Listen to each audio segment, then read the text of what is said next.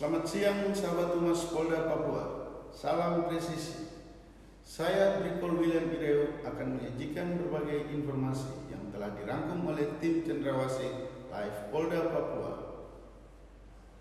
Kepala Kepolisian Resort Boven Digul pimpin upacara pelepasan jenazah Brigadir Septinus Banundi bertempat di kediaman Jalan Angkasa Kampung Persatuan, Distrik Mandobo, Kabupaten Boven Digul. Almarhum Brigadir Septinus Banundi merupakan anggota Satuan Samapta Polres Boven Digul yang meninggal dunia di RSUD Kabupaten Boven Digul. Rasa kehilangan menyelimuti keluarga besar Polres Boven Digul dengan diiringi ratusan anggota Polres dan masyarakat menuju Bandara Tanah Merah sebagai penghormatan terakhir. Almarhum diterbangkan ke Jayapura menggunakan pesawat Trigana dan akan dimakamkan di kampung halaman di Sentani. Wakapolda Papua, Brigjen Pol Petrus Patrick Rudolf Rendoanrin, SH MSI, memimpin kegiatan sosialisasi DIPA, penandatangan fakta integritas dan penyerahan dokumen RKA KL Satker jajaran Polda Papua tahun anggaran 2024 berlangsung di Hotel Horizon Ultima Endro. Dalam acara tersebut, Wakapolda Papua didampingi para pejabat utama Polda Papua dan Kapolres sejajaran Polda Papua. Sosialisasi ini menjadi forum penting untuk memahamkan seluruh satuan kerja terkait pelaksanaan tugas Polri di tahun 2024.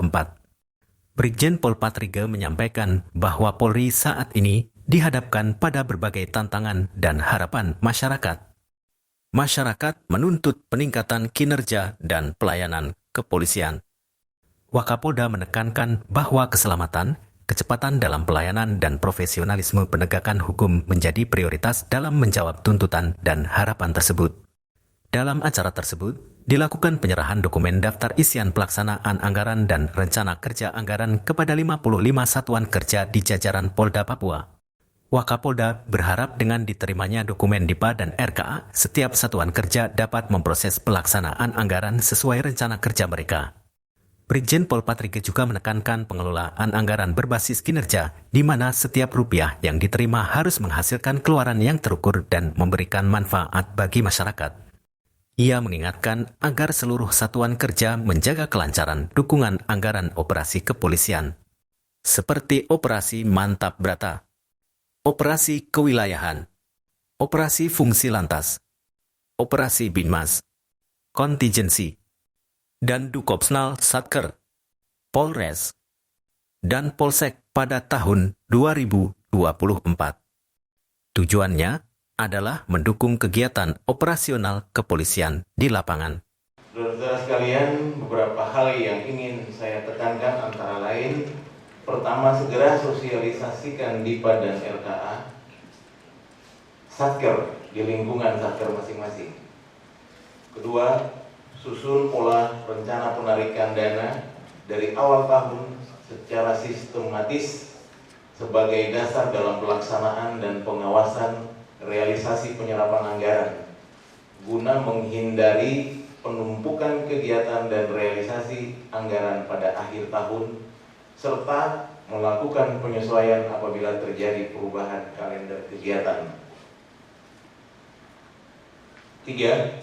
Selaku KPA segera melaksanakan lelang untuk pekerjaan yang sifatnya kontraktual dan diharapkan proses pembentukan Pokja pengadaan barang jasa telah terlaksana selambat-lambatnya pada bulan Februari 2024 sehingga program dan kegiatan dapat dijalankan.